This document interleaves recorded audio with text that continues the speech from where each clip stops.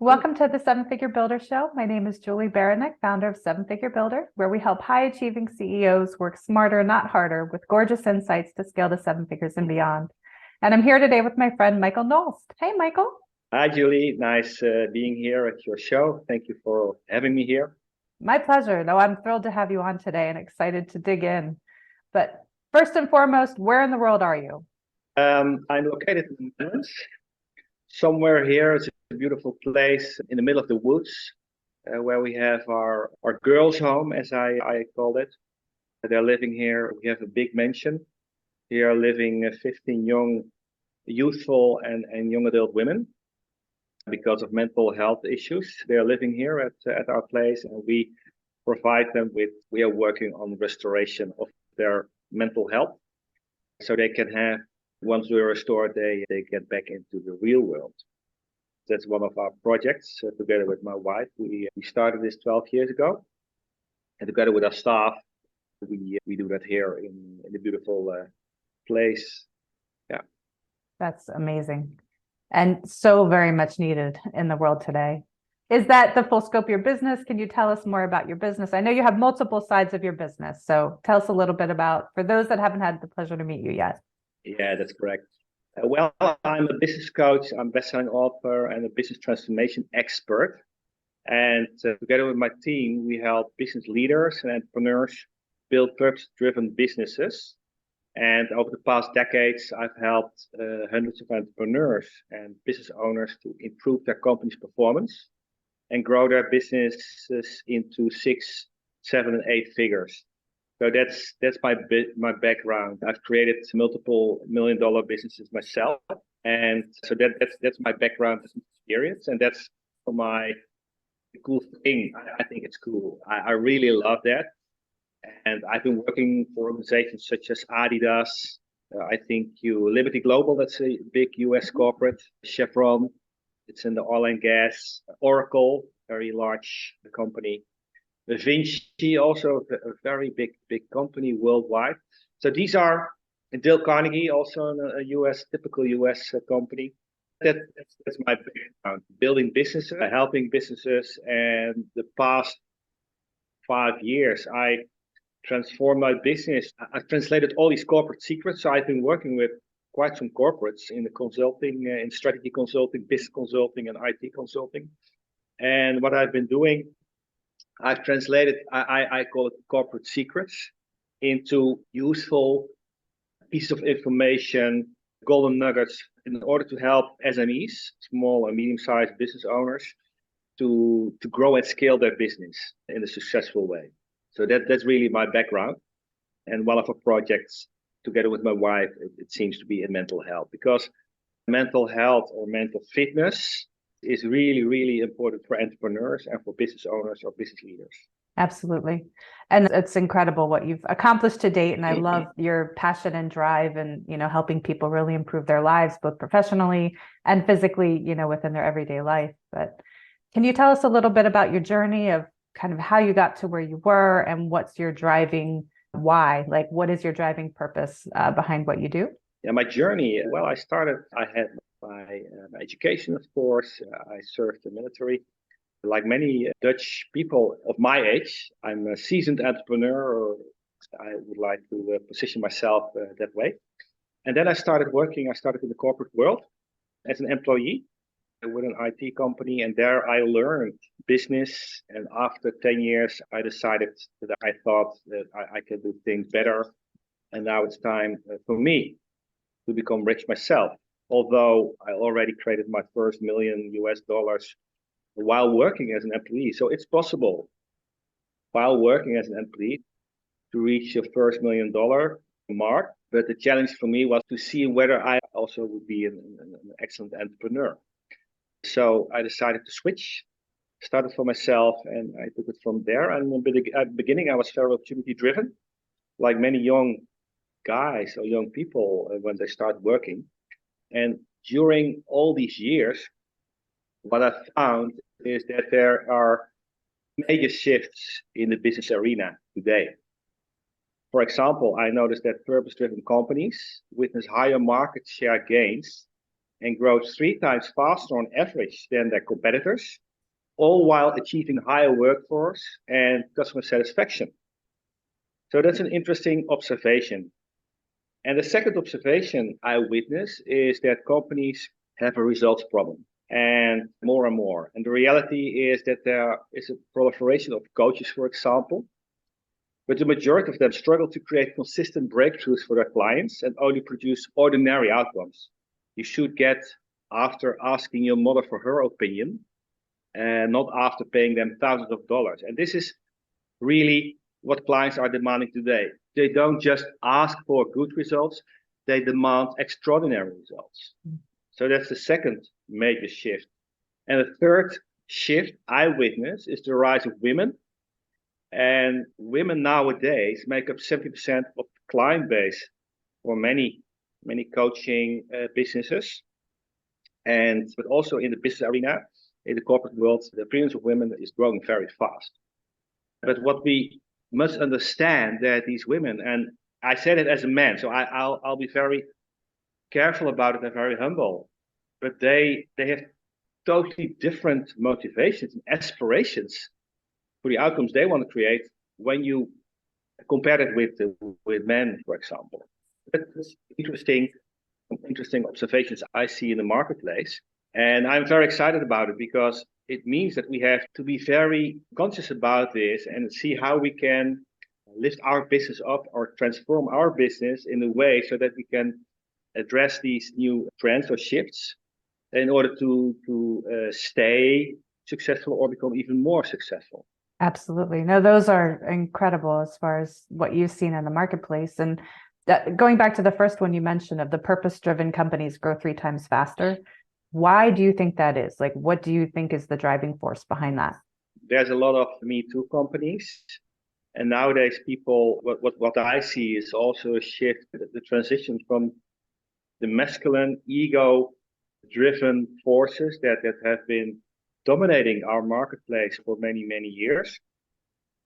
And it's merely the rise of women. And women, they want different things. They are not only interested in achieving things, they focus on self-actualization. Mm-hmm. So it's more the why. It's much more important to them than just the results. And I think that's one of the reasons that purpose-driven is, I don't think it's I don't see it as a trend. I see it more as a shift in the marketplace, a shift of consciousness of people. And with that also what the market is demanding.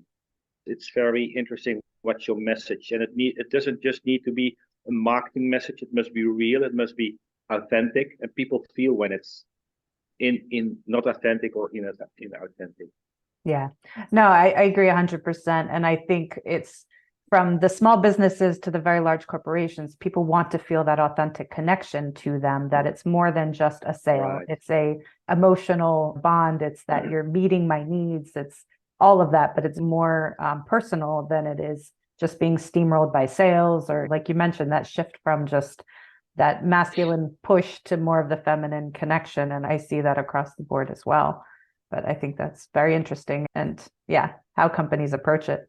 So that's interesting to just be the observer and see how that translates into your own business and the things you want to accomplish. Yeah, for sure. And what do you see are the biggest mistakes that business owners make in their journey as they're trying to scale their business? I always say your business becomes who you are. As a leader, as the entrepreneur, your business becomes who you are. So therefore, it's so important to understand first, primarily, what are your own drives? Who are you? So do you understand the whole idea of self-concept? And self-concept is what I mean with that, it's your self-image. So it's your self-concept actually is made up of a matrix of beliefs. That's about ourselves, about others, and about the universe or spirituality or God, whatever you like. It's what's driving us in an unconscious way, and that's where the majority of clients struggle. And I've been a big of mindset, but this whole thing of self-concept is beyond mindset.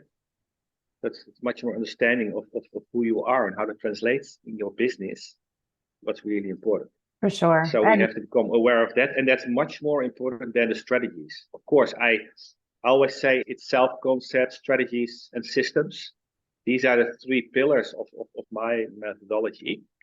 But the extraordinary results are created where self-concept is the transformation of self-concept of who you are. And mainly the majority of my clients are women. And that's where they struggle. But that's an unconscious struggle. These are the hidden ceilings where they tend to bounce back by it. So it's not only about strategies. I can show you the strategies. Of course, I help companies with having the right strategies. So depending on what stage your business is at, you need to apply the right strategies. And a lot of entrepreneurs, they don't understand the connection between or relationship between the stage your business is at, applying the right and implementing and applying the right strategies. Yeah, it's not a one size fits all. No, you need to understand what you are doing, and that's not always the case. So what I'm hearing is the foundation for all of it is having very clear picture of your self-concept and what you're grounded in, and then you can build the business upon that. And your business is very much a reflection of your values, your drive, your goals, all of that, in a business structure, right? And that's how you move your business forward. Correct. So that's exciting, and that's what I'm excited about. And the interesting thing is, when we're talking about self-concept, mental fitness or mental state, that's also what I've been learning also here with these young women. So it's always about people. And in this case, we have young women. We help to transform them, their lives, having a life that sucks and having all kind of the need of therapy. And they stay in their old situation because therapy and where they come from, it's all focused on their past. The majority of mental health institutes are focusing on the present, but we are focusing on the future, their future self, the best version of who they need to become in order to realize their dreams, their yearnings, and what they want out of life. So, and that's where we are focusing on. And what we have found is the biggest transformation is there, and the breakthroughs happen there. And that's the same with the entrepreneurs. So there are some, although in the beginning it didn't make sense to me. Okay, I'm in these two worlds. I'm in the world of profits, results, and in the world of mental health. But now, when I was able to take a few steps back and see, okay, what are the similarities? There are lots of similarities. No, I can definitely see that. And I can see the correlation. Like from the surface, it doesn't seem like they connect, but it didn't make sense. So it really does from the psychology perspective and the mindset hurdles and the subconscious and the conscious, and you're working through the same things. You're just trying to accomplish different goals. So it's definitely very similar application. So it is. I think that's awesome. And it's always about results, always. And in mental health care here in the Netherlands, it's about efficiency and not primarily about results. And as an entrepreneur, I was always focused on results. Okay, how can we have major impact in the lives of these young women? And how can we help them to create lasting results so they could lead a happy life on their terms? That was what we have been looking for many, many years and struggling with. And this is where we found the area of success for these women with our approach. There's a lot of correlation with the business world because in the end, it's all about people, right? Yes, 100%. And you mentioned earlier about mindset. How have you seen mindset shift and the hurdles that people come up against as they move through different levels of success in their business? Yeah, that's an interesting. There are a lot of mindset coaches, but there's a lot of name it and claim it. There's a lot of methodologies which are still popular, such as NLP. But NLP is just scratching the surface. And it's not about lasting results. It's a lot about willpower. And in the end, it just exhausts. You just get exhausted. So I started with Tony Robbins more than 20 years ago, but I've kept on searching because in the whole personal growth arena, the way you have to watch out that you don't become a seminar junkie and you go from the one seminar to the next seminar because you were always looking for that magic, not pill, but method. But in the end, there were no lasting results. So I kept on looking, also in the world of spirituality, and I kept on looking. And nowadays, it's a combination of neuroscience, the mindset, the newest insights and mindset, but also, and now on a different level of self-concept. That's a whole new level. And that's interesting because I always say I have to try it first. And don't try this at home, they say, but try it first and then see, okay, but does the shit really works?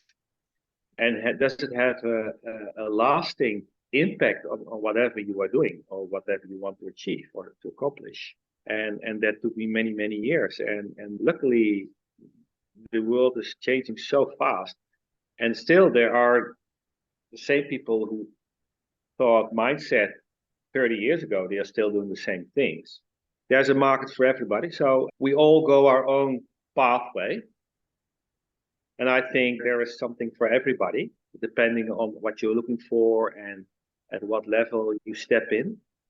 The most important thing is that you step into this world and find what fits your needs. Yeah, and I think in both those things you mentioned, it's so important to become self-aware of the self-actualization is very important, but also just where are you struggling? What are you coming up against? And then taking that step back to say, okay, how can I move forward with this? Not just push through, but like, what is the underlying cause? Often getting somebody else who has better insight and is able to reflect that back and be that mirror to say, okay, have you thought of these things, right? But we need to be self-aware to understand where it is that we're struggling instead of just trying to force our way through. Right. And you mentioned systems, and I'm a very big systems and data person, but what type of systems have you seen? Yes, what type of systems have you seen help those businesses grow, and how have you seen them save time in business? Yeah, that's interesting. I come from the world of business intelligence. So one of my companies we used to design and implement tailor-made management information systems. But in the end, when we implemented these systems and usually after 3 to 6 months, we did some evaluation with the customer. And my primary question was always, do you have the idea that you're now much more in control? And what triggered me wasn't the answer was in 9 out of 10, it was no. We have much more data, much more information, but I don't have the idea, the feeling that I'm in control. So that's interesting. In this data-driven world, we have a tendency to look for data, much more data, but data doesn't automatically mean that you have more information, valuable information, and you are able to transform this information in valuable insights for your business. And that's what I like about your system, what I saw. So many information systems we have been building, and in the marketing world, we have strategy. You need to make the transition, and one of the challenges is that you are able to also to automate your marketing. And what I see in marketing, for example, one of the corporate secrets, what I found is that the high performance organizations, so organizations who are very successful in this business, they combine hard qualitative data with soft qualitative marketing insights, and this forms a powerful basis for innovation strategies and execution in business models, products, services, and customer experience. It's this combination of hard data, qualitative data, and soft qualitative marketing insights what makes companies ultimately successful. So it's the management information, the overview of all the business aspects. In marketing, when you are in marketing, having automated marketing automation, because you need some form of systemized process.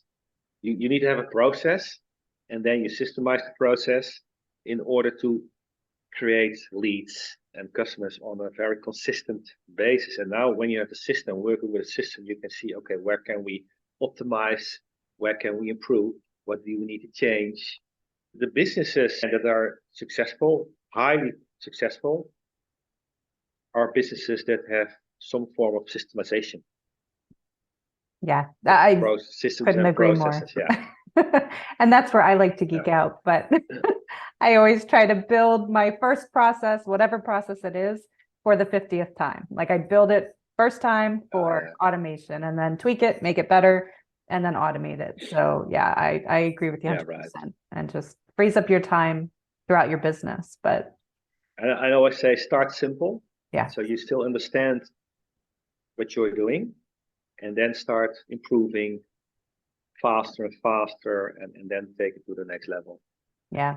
And like you mentioned, it is very easy to get data overwhelm. I often see people's eyes just glaze over because they don't know what to do with the data. You need the right data, the right insights that are actionable, not just more and more data, because then you just get overwhelmed and you get analysis paralysis at that point. Like you can't move forward, Correct. Yeah, I totally agree. Yeah. And what type of automations have you seen help people the most? I mean, there's so many things people can automate in your business. And like you said, you need to start simple, start somewhere. But what have you seen help businesses the most? That's interesting. It's with funnels. So getting insights on your funnel, the management information, having the right information so you can make decisions very on accurate data, the right data. So that's very, very important. And what I like, you gave me a demonstration of what you are doing. And nowadays, as a business, you have so many different platforms you're working with in order to bring your business to the market and getting insights from all the different platforms you're working with, such as Facebook, Instagram. You have your CRM, you have your ERP system, you have your HR systems. There's so many systems, and what you need is one system that creates overview and insights. Because otherwise you're just and even better if there is a direct connection with strategy. Because where a lot of companies miss the mark is that they have a fantastic strategy, but they are not able to execute it, or they have a lousy strategy but they have fantastic execution, and they still can be successful. So I always say strategy equals execution. Execution, I always say, is learned in the school of hard knocks. It's by having the experience, by doing it, making the mistakes, learning, keep on learning, failing forward, and keep on moving. And that's really, really important. So I like systems that are providing overview and insights. Because in the end, when I have, for example, in my business intelligence period, we had all these traffic lights. But if a traffic light hits red, it doesn't automatically mean that I have to start running like an idiot and wow, it's panicking. No, you have to understand, what does it really mean? What's the direct relationship with the strategy? How do I interpret this red light? And that's where many people go wrong, making the mistakes. They just don't know, okay, if it's right, but what is it saying? So what's the value? What's the meaning of this information? You see, so it's the connection. So I need to have the information system, what ties strategy with the execution. Yeah.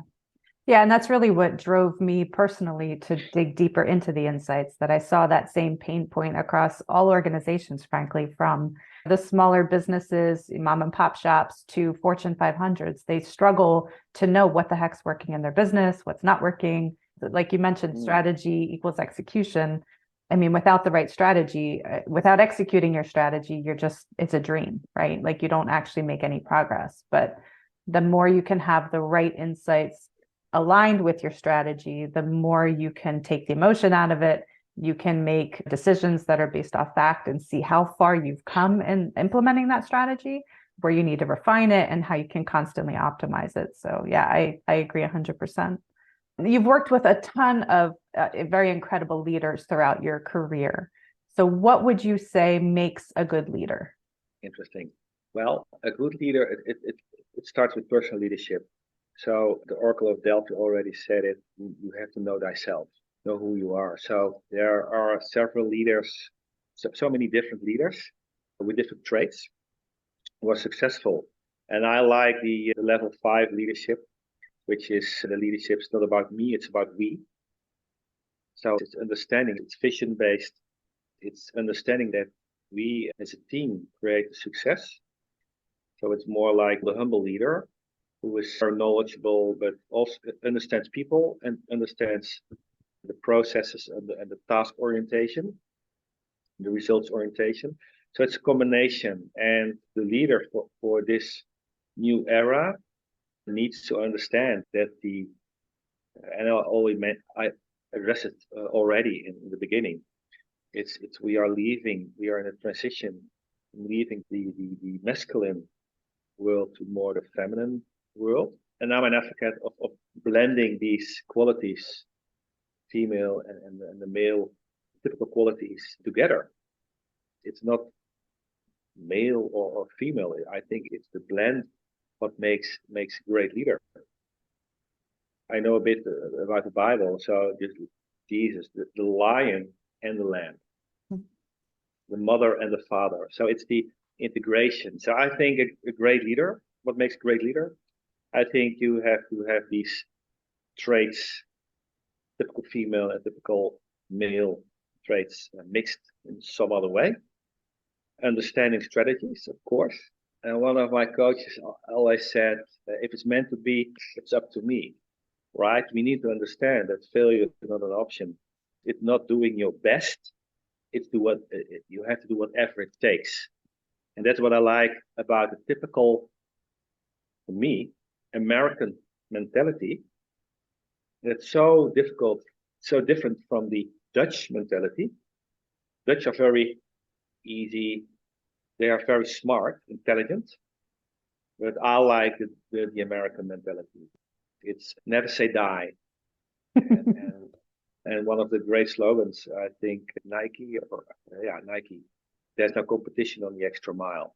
So we have to keep on moving and keep on, because in the end, it's the one who keeps on moving and keeps on improving, keeps on looking for innovations. What are the trends, the market trends, and how can we bring these trends and translate this to what it means to our world and our products, our services, our strategies, our business models. So it's a combination of traits. Absolutely. No, I love that. And I think it's a constant evolution within ourselves to really just grow and build those leadership skills. I mean, personally, I'm more of a servant leader, and there's so many different types of leadership that we can employ. But yeah, I think it's important to really understand how you interact with people, and those qualities you mentioned are so very important. You have a fabulous book on the market. I have a copy of it myself, which I am loving, but can you tell us a little bit about it? Yes, I have it actually sitting right next to me. Can you tell us about your book? Yeah, the title of the book is The Hidden Fruits of Success. And its original idea was to write something for my sons.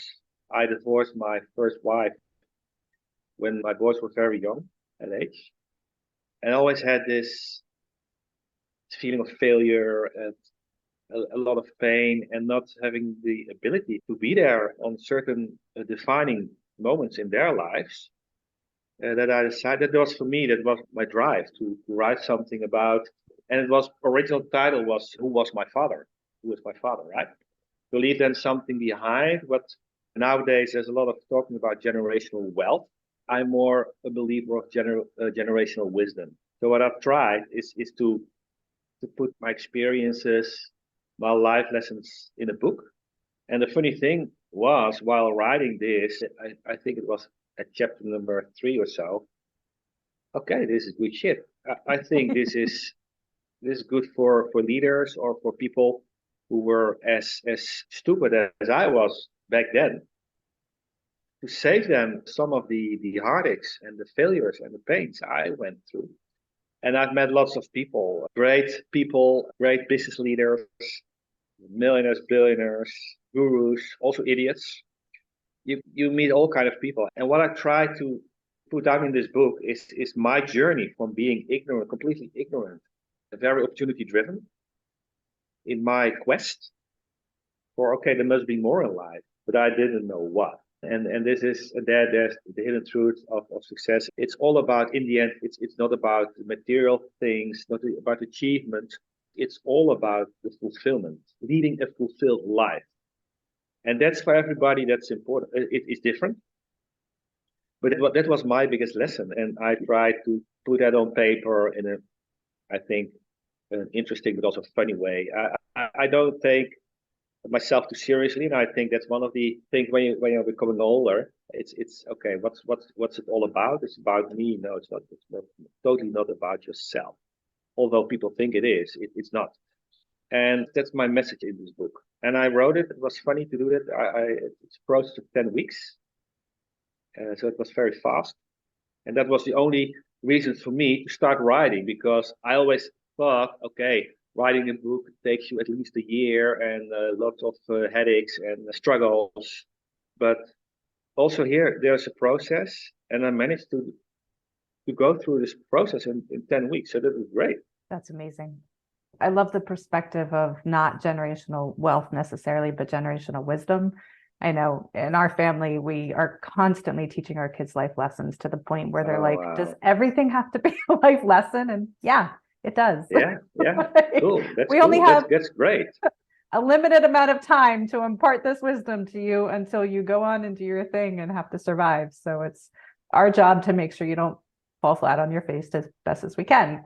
So Sure. And that's so important. And a lot of parents, they don't have the time because they're busy with their own lives, their own struggles, their own careers. And that's the pity of a lot of youthful people here, as far as I can see in the Netherlands. We have less and less time for our kids while they need us, mostly now because the world has become so complex. Yeah. And I saw something the other day of, at least, I don't know if this was US based or where it was, and I frankly need to fact check it, so I'll just put it out there. But it was a stat that kids today spend an average of 35 minutes per day with their parents, which to me was just mind blowing. I'm like, that's just insane. It's crazy, right? It's crazy. You need more time with your kids and more face to face and not the internet raising them. And that's a topic for a whole other day. But that's awesome. Another topic, another discussion, right? Yeah. But you kind of touched on this, but I want to just come back real quick. You've accomplished so much in your career and helping people. What is your definition of success? Like, how do you define that, and what does that mean to you? Success to me is realizing your full potential. We all have this impulse from deep within us. It's seated within us. We all have this impulse, but we don't always recognize this. And when we recognize this, but how can we step into this in a way? And we need people in our lives to help us forward, or who are role models for us. But it's about realizing full potential. I think that's the deepest drive we unconsciously have within us. And that also, to make it more spiritual, I think we all have something to do here. And that's our quest, our spiritual quest. And there are many movies about that, right? About the quest, the spiritual quest of the hero and conquering all kind of challenges. I think we all have some kind of quest, and that's interesting.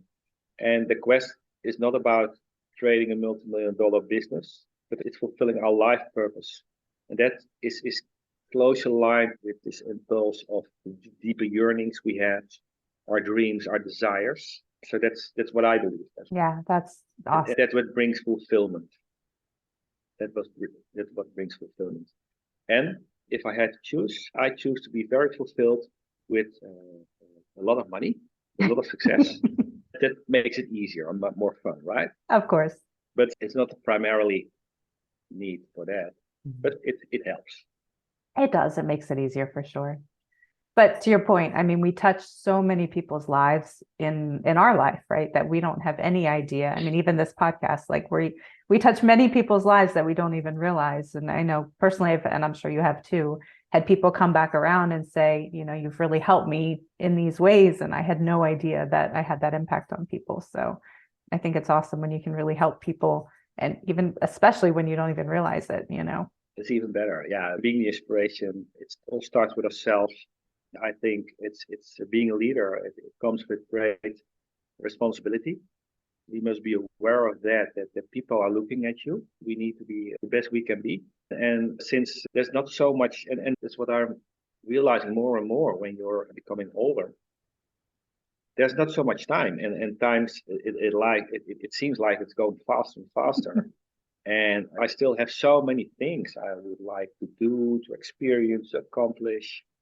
So that's interesting. So we must be very aware of the time we have, and we don't know how much time we have, of course, but make it worthwhile. But make it worthwhile for your loved ones. I always say family, company, community, society, right? So in that order. So it's very important to be the inspiration for your spouse, your family. If you have a company, for the people who are working with you, but also your clients, all the stakeholders, shareholders, and then the community, and then society, the world. Yeah. So that's that. I think that's important. Yeah, and I giggle because this past weekend I was talking with my daughter who's 15, and she was saying life goes so fast. Like, I didn't realize how Oh wow. fast things go. I'm like, you're only 15. Just wait, 10, 20 years from now when you look back and think how fast it's going to go. Like, it just speeds up from here. But even at that age, it feels fast. So yeah, absolutely. Interesting, right? Yeah. But I think that's a challenge for our youth, for the young people, because they have 24/7. They are exposed to the world via social media and the internet. So, and that's one of the challenges. What I see here with these in the mental health arena with this young youthful women, it's a real challenge. It's a real challenge. Yeah. So you have so many things that are going on and so much in your business that's coming up. Can you tell us, what's coming up next for you? What can people expect from you next? Yeah, the funny thing is, I am now scaling this mental health institution. So I have partnerships now also in Europe with several companies. We want to make a mark here in the Netherlands because there are so many things that there are millions and millions spent, but also wasted in the mental health care in this domain. So that's one of my topics. And the funny thing is, writing one book, and while you're busy, I also now have two other titles for two other books.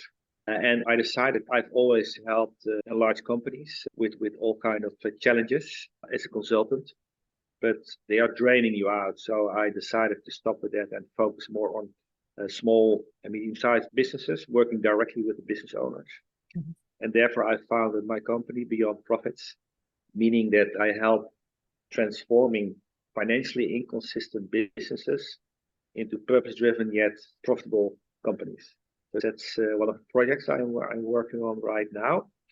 And as I said, I think the majority of clients I have are women. And it's a combination, I think, of the strategies, my experience, but also the focus on realizing their potential. Because I won't say I understand women, but I have been working with, ask my wife. But I've been working with women during my whole lifetime, always, in all the companies here, also in the mental health care. 90% of our staff are women, and also my leaders are women. So I love working with women because they have fantastic qualities. And I think in the combination with the typical male qualities, I don't think the perfect combination, but a great combination for success. Yeah. Yeah, it's funny. I started my career, I forget if I told you this, but as a registered nurse in high-risk labor and delivery. So I started my career in like 95% women, and then shifted to corporate where it was 95% men. And then I've come back around to really, take that expertise and really helping, male and females, but primarily female entrepreneurs really scaling their business. So I've definitely seen both sides of the personalities and have appreciation for them both. So, but for those that are looking to reach out to you that have heard this and think, oh my God, I need his help. Like, how can people find you? Where can they find you online? On my socials, although I'm not very active on my socials. But Michel Knulst, perhaps you can put it later on when you place this stuff. Yep. Yeah, I'll have all the links And, down below for people yeah, to click on. and when people would like to invest, check whether I've really truly written a book, they can download it, the PDF version for free via my website, beyond-profits.com. And I'm sure that they will find me. If they truly want to do something, they can find me directly or via you. I don't think that's a problem. I'm working internationally. The good news is America has opened up again since May 12th, because I wasn't vaccinated. I wasn't able to. I had a lot of business in America, but when the pandemic hit us, I was forced to stop my business there, and it forced me to go online, to switch online, and that after some struggles, it really took off my business. So I do a lot of stuff online, but still traveling the world and working with entrepreneurs and business owners and CEOs directly. So that's still what I'm doing. And I really love working with all kinds of nationalities, as long as they speak English. Because like it's a little more Spanish, complicated then. Chinese. Yeah, it's very complicated. Yeah. Awesome. Well, and if you had the attention of the whole world for 5 minutes, what would you tell them? Make the best out of your life. Go for the best. Strive for the best. Nobody's waiting for mediocrity. We all have our talents and gifts, our God-given talents and our gifts. And it's an exploration. It's a journey in finding where you're good at, what makes your heart tick. But give the best you have to give, because it's all about excellence. It's all about excellence. And that's what brings excellence and contribution. Is what bringing fulfillment, what's bringing joy, and just also focus. It's not about your career. It's about success. Is not about having a fantastic career. Successful is being, for me, is a successful as a father, as a husband, as a leader, of course, in the businesses I work with, as a business coach for my clients. But in the end, we are all people, and nobody has the wisdom in. But I'm always looking for wisdom, not for the truth, but for wisdom. Because there are many truths, but there's only so many wisdom. And intelligence, it's about trying to conquer yourself. All the challenges we have, we all struggle with something. We're all human. But in the end, it's about love. It's the most powerful force in the universe. And I want to end this with the quote of one of the gurus I've been with for a certain period of time in my life. Love is not an emotion, it's your very existence. That's very powerful. I love it. Well, thank you, Michael, for being on today. This was a lot of fun, and I hope people found lots of value in this, but I really enjoyed having you on today. So thank you very much. Thank you so much, Julie. I really appreciate it. I enjoyed it so much. I'm very impressed with you as an entrepreneur and what you are offering to this market, and I'm really looking forward to the journey, seeing how we can work together in some other way. Thank you so much. Absolutely. And if you found value in this episode, please do share it. That's how people find us. And you can find me at sevenfigurebuilder.com. And I look forward to seeing you on the next episode.